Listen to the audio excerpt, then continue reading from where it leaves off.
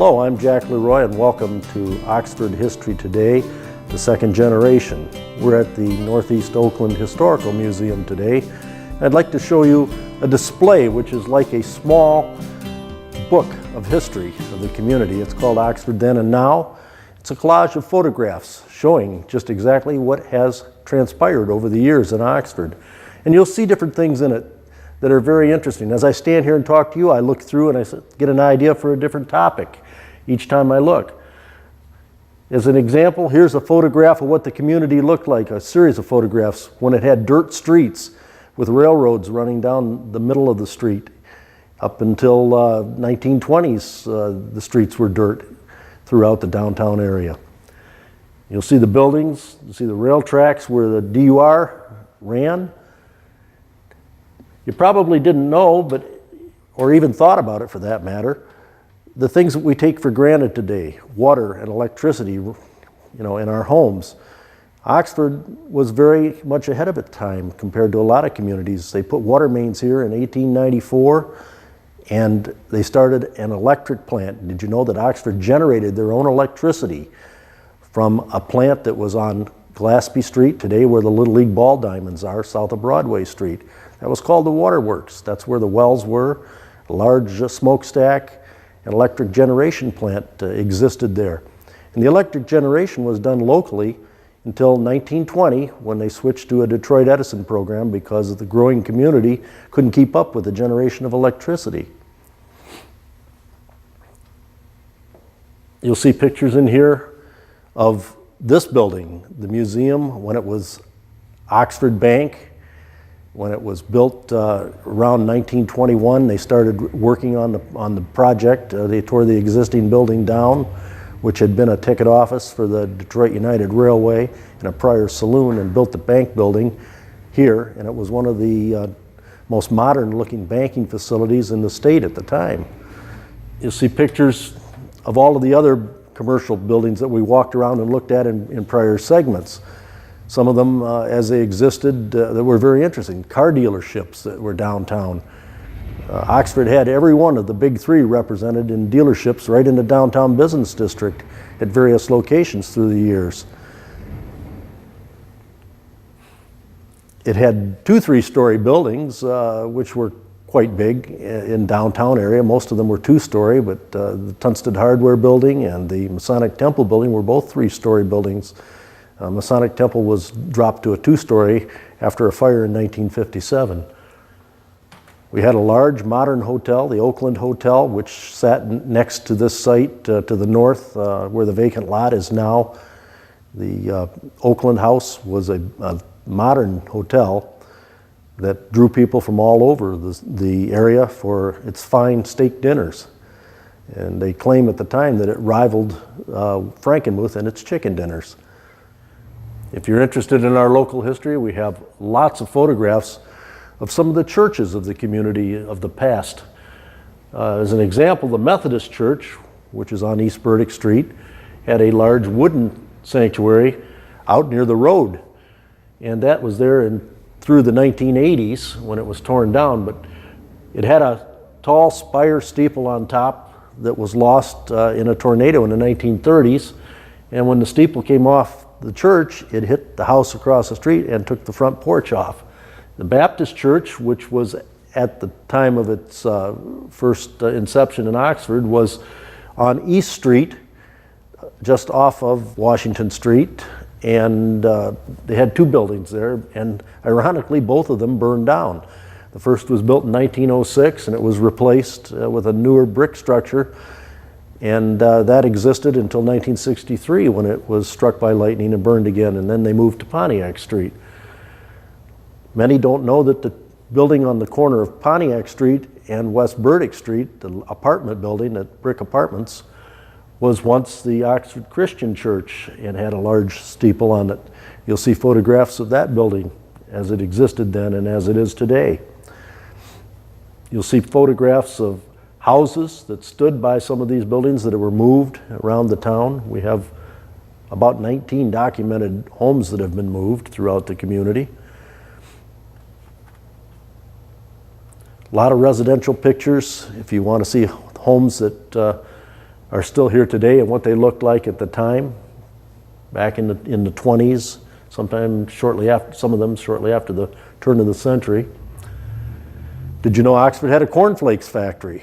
We had a large factory at the corner of Lauk and Center Street, approximately at the junction of the Michigan Central Railroad and the Pontiac, Oxford, and Northern Railroad on the northwest corner where Industrial Machine Products sits today, was a large granary, cornflakes type building which burned down in 1910. Near the cornflakes factory, where all the railroads came together, it was a very interesting place at that time. It was very active with the rail movements, moving gravel from the gravel pits, passengers through the various rail lines. We even had a rail tunnel that ran under Center Street from the Detroit United Railroad Depot, the DUR, carried it north and then back to the surface at Church Street and around the back of the old Oxford High School where the fire station is on its way to Ortonville and then to Flint. The area moved approximately 100 to 150 rail cars a day of gravel on both the Michigan Central and the PO&N, which was later to become the Grand Trunk Railroad. So you'll see a lot of photographs of these historical buildings that were in our community at that time. We have a large display of yearbooks from the schools from the 1940s through the 1980s that have your class in it if you went to Oxford probably. But those yearbooks have a lot of advertising in the back of them, which is interesting to read because it reminds you of what community had, what merchants were in Oxford then. And the Oxford of today, downtown, is much more family-oriented in the evening hours than what it was prior to 1980. It was a rough and tumble town. It had a lot of taverns that had problems with them downtown.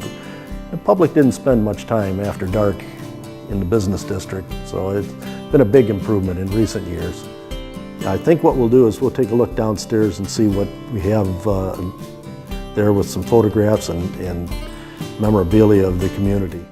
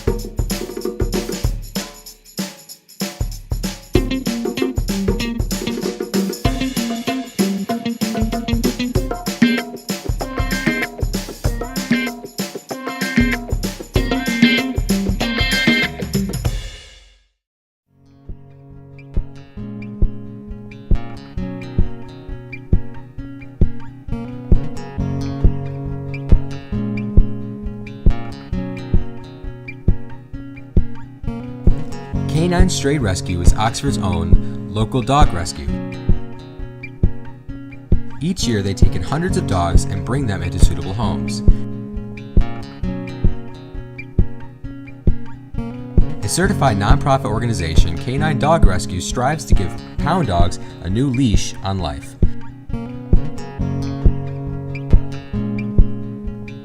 To donate, adopt, or even volunteer, call them at 248-628-0435 or go to their website, dogsaver.org, and click on the K9 Stray Rescue League link.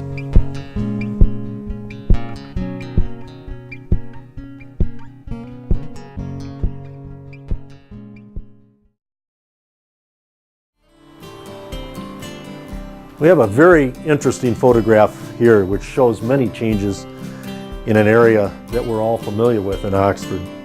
This is the American Aggregates processing plant, which was on M24 north of the village. And today it sits across from the Burning Oak restaurant. And what you see is an area that was the active mine and processing plant for the gravel company. We have the New York Central Railroad, which took over from Michigan Central years before. And they're loading the rail cars with gravel at that point. The gravel was processed on one side of M24, but mined on the other side. So you'll see a series of conveyors which carry it across the plant, and the conveyors went under M24. Today, golf carts use the same concrete passageway under the highway. And if you look at the photograph, you'll see M24 in 1953 was a single lane in each direction because it wasn't widened until 1958. The area here shows Ray Road going over to the area of Oxford Road. Today, Oxford High School sits in that area. Myers sits back here in this area. And there was quite an elevation change requiring a lot of fill before this could all be developed.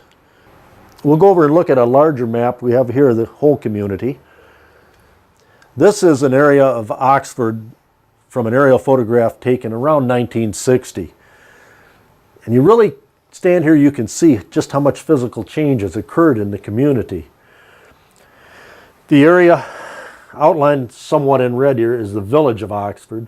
And you'll see this is Oxford Lake, at that time known as Crescent Lake. And the area around it where they had mined gravel for years before the Ward gravel pit, this was not built out until the 1970s when it started being developed as Oxford Lake Subdivision. Today this is filled with homes.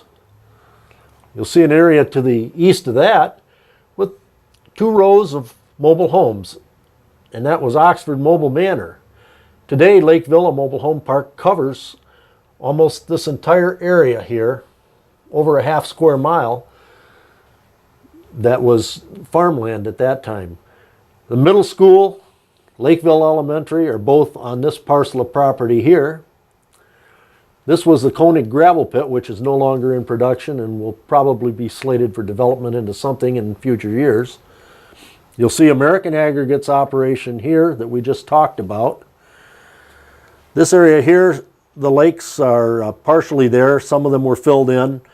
And this is the area of Boulder Point Golf Course today, as well as most of this area is all Waterstone, the Waterstone subdivision development, which comes down all the way down to Seymour Lake Road area here. Market Street comes through approximately here to M24. Myers sits here on this parcel. Oxford High School is here. The new condominium development being built is in this area. The athletic field would be right about there. So if you come and study this photograph, you'll just see how many changes have occurred in the past 50 years in Oxford. As we examine this, you'll see the early developments of the Tan Lake area here. Very few homes on streets like Edith, Spezia. None of the Cross Timbers area was developed. And Churco is not punched through, and Tanview is not lengthened. This whole area down here is now Lakes of Indianwood. You have the Glenmore Estates in here. This is the start of the Red Barn subdivision.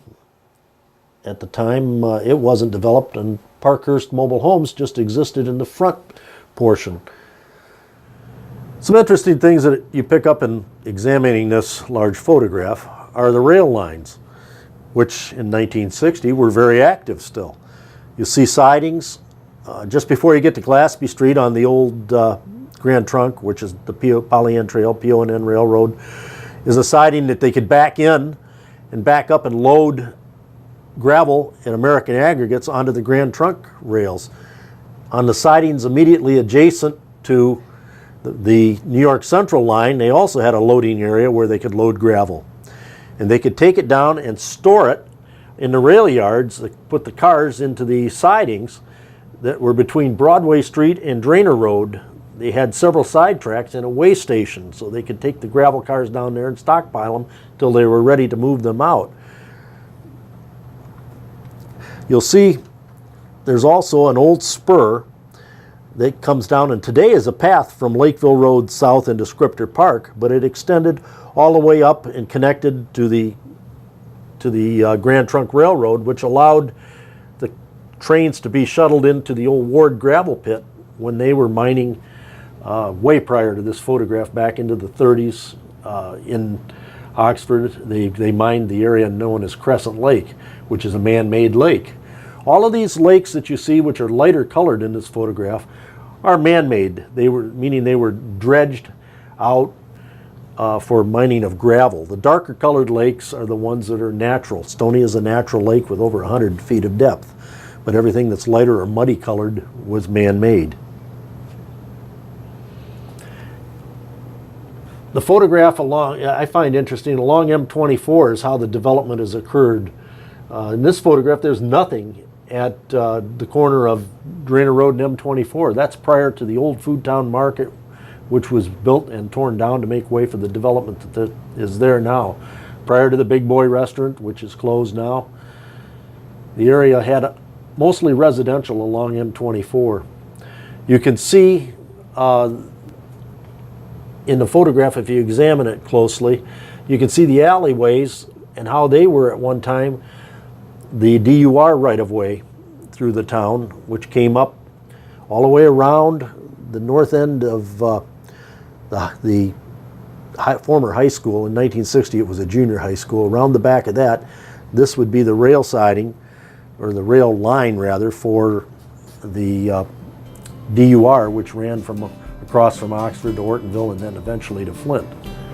This pretty much sums up our examination of the area in 1960, and we'll move to the next segment. There's a lot of history to Oxford. Hidden around every corner, deep in every crack, and sometimes right in front of you, waiting to be discovered. If you just dig a little, you'll find the great history of our beautiful town. Welcome to Historic Oxford.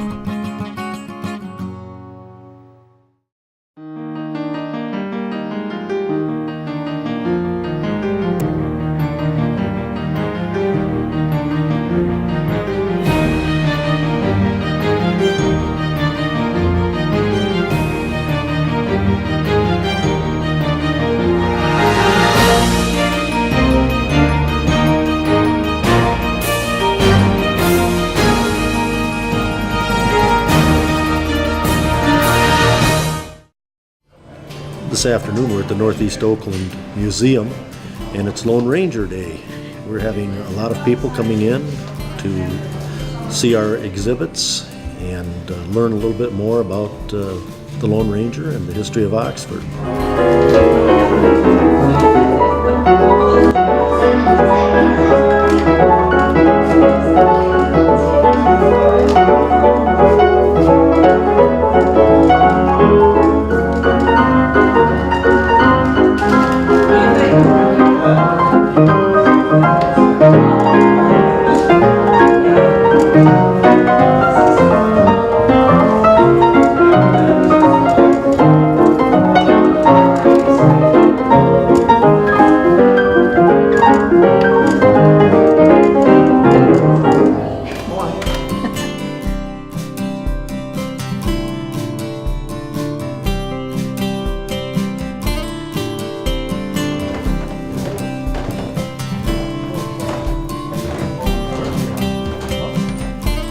For another one. But it worked. Yeah, that's what it did. This was another too. Pressure cooker. My grandmother. The had problem with the kerosene ranges is that they give off that kerosene odor. Oh, yeah. And at the end of a meal, everything tasted like you've been eating kerosene. But they probably got so used Yeah, I to it. remember that potato You're chip right. can. You're right.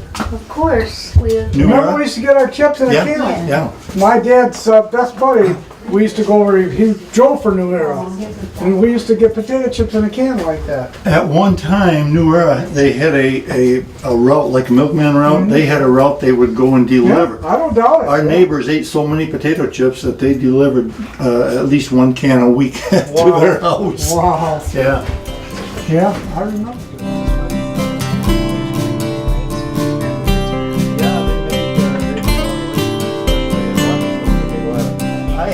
I have problems understanding how you would get a closed washing machine made out of wood. By the time you filled it up and all the leaks, you probably didn't have much water left, and maybe your clothes be laying in the bottom. But this is the early model of a wash machine. This is I guess supposed to be a time saver. This is a picture of the old Oxford. The one going north. Yeah, the one going north that isn't there anymore. The one Yeah, that they tore right. down and they It made. was there when I was in high school still, but that was in '61. Oh, When okay. did they tear, you probably tore it down? When did you went to school there? No, I went to Lake Orion. Oh, Lake Orion, okay. Yeah, they tore that down probably in somewhere in the 70s. They had a fire in there. The auditorium was torn down before then.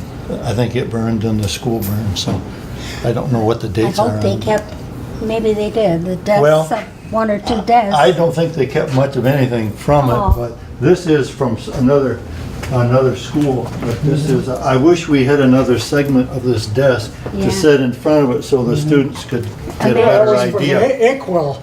Yeah, Yeah. back in the days when, Oh, yeah. Yeah, no, I want they- to see this little. and you had slates instead of paper. Yeah. Right, right. You know, you used chalk. They didn't want to put out money for paper, so Right. you used chalk, which was probably pretty cheap. The way it's going today in the school system, Maybe you it'll- hear the school teachers are having to pay for supplies because Yeah. a lot of the kids can't afford it. Oh. Maybe they ought to bring it back. Yeah. Then if you made a mistake or wanted to erase it, Yeah, you do there you that go. or your shirt tail or There you go. whatever, and then you're ready to go again. So actually, it was pretty economical. Yeah, And some of the school Excuse books me. they had, they used these for all 4 or 5 classes, whatever you had, different grades. right, right. So, and you were judged on the grade you were in by how well you could read. If you I were, remember my grandma had one of these. Sir, can Yes. you tell me what this is? well, what do you think that is? I have no Benjamin idea. Franklin was given credit. Is that like the lightning rod? Yes, you got it. Lightning rod. A lot of times people question. I've had, oh, that's a spear or something for roasting food on a fire. But it's yes, a lightning rod. Benjamin Franklin was, I guess, given credit for coming up with the idea. But in the old days, especially if you had a farm or a big barn or a house, you would have 2 or 3 or 4 of those on your roof. And when a storm, electrical storm came in that had lightning, you hoped that lightning would hit this, because it set on your roof, would hit this and drain off the electrical charge down through the big cable that went into the ground. If you didn't have that, it might strike your barn and start a fire. So this would drain off. And if lightning did hit this, these glass bulbs around here, those glass bulbs would turn black inside, so you could tell that it had been hit. That's cool. But anyway, they probably saved a lot of buildings, a lot of barns. And a lot of the old outbuildings, silos, barns, all had those on there in the old days. Thank you. We have some pretty good Lone Ranger photos all here, and on the backside, there's all memorabilia from when he started his show. Actually, Lone Ranger, a lot of people don't realize, he's really the third radio Lone Ranger. They had a guy quit, didn't like it, and then another man was killed, and they had to have a replacement, so they put the Lone Ranger in. They put Ray Beamer to be the Lone Ranger, and he had a different voice than the other guy did. So they tried to explain his voice change because of the fact that he had been mauled by a group of thugs, and his throat had been damaged, and it was healing. So for a couple of weeks he couldn't talk, and then he got a voice, and his voice was different than it was before, but everybody accepted it. It's the way they explain things away. Right. The original Lone Ranger was from Oxford? The original radio Lone Ranger, Ray Beamer, was from Race Beamer. Ray Beamer, played the part of the radio Lone Ranger through the whole series on the radio. Where was it out of, Detroit or? Yes, WXY, originally WXYT. Z now, or T Yeah. now rather, it was Z. Yeah, they started there, Back how long ago? When was that? 1940. Oh, cool. It was, he was on the air, yep. Very cool. You lived over on Drainer. Lived on West Oh, Drainer you lived Road. on Drainer Road? Yeah, I lived on West Drainer, first big, large home just west of Churco. Going west, you Right. pass Churco, first large farmhouse. Churco Road? Churco Road, just past the Pollyant Trail. Yeah. And you And said it was on the the north? right-hand side of Yeah. the north side of the road. Oh, very cool. It's still there. It's still there, yeah, the home's still Awesome. there. Are Thank you you. able to play that voice on there? Oh, it's one. Yeah, there is a Lone Ranger tape over there, yeah. Oh, is there? You can hear Okay. the Hi-Yo Silver and, Oh, okay. That'd be neat.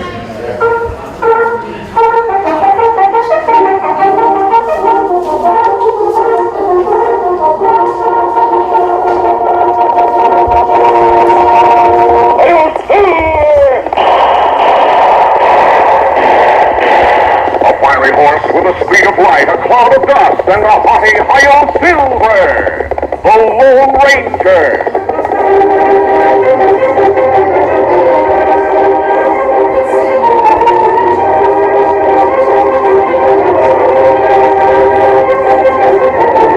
With his faithful Indian companion Tonto, the daring and resourceful masked rider of the plains led the fight for law and order in the early western United States. Nowhere in the pages of history can one find a greater champion of justice. Return with us now to those thrilling days of yesteryear. From out of the past come the thundering hoofbeats of the great horse Silver. The Lone Ranger rides again for Silver. Let's go, big fellow. Hey, Silver! Hey! That's great stuff. They had somebody on the Gary Moore show I watched on 2-3. Thank you.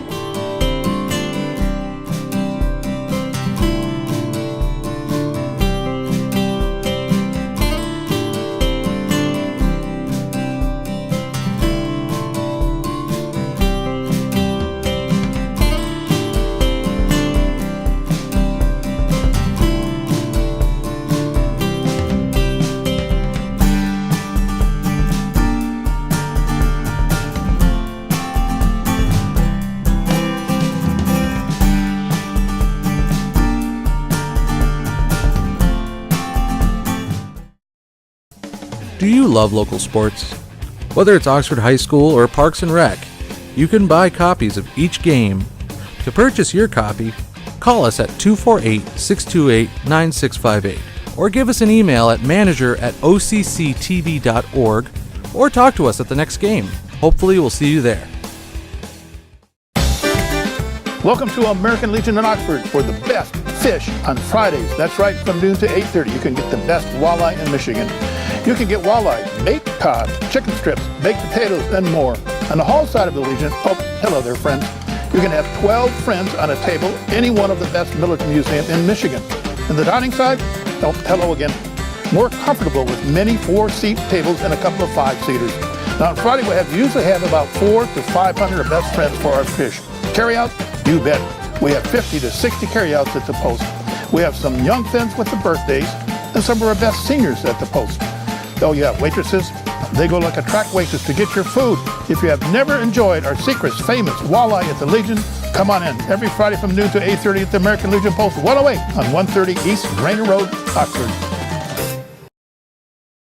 Hi, I'm Elgin Nichols. And I'm Dave Kenny. Together we host OCTV program Minutes by Minute, where we search for the funny side of local politics. Among other things, Oxford, where has all the money gone? Do you think we can find humor in that? If it's there, Elgin and I are sure to flush it out. Sometimes you just have to hunt. Learn more by watching Minutes by Minute on Charter Cable 191 or AT&T Channel 99. We air Monday through Friday, 11:30 a.m. and again at 10 o'clock p.m. And by the way, you can also find our show on our computer website, occtv.org, and again on YouTube. Minutes by Minutes, we keep up with the latest local politics. See if you agree with us that there is humor. OCTV, where your news is closer to home.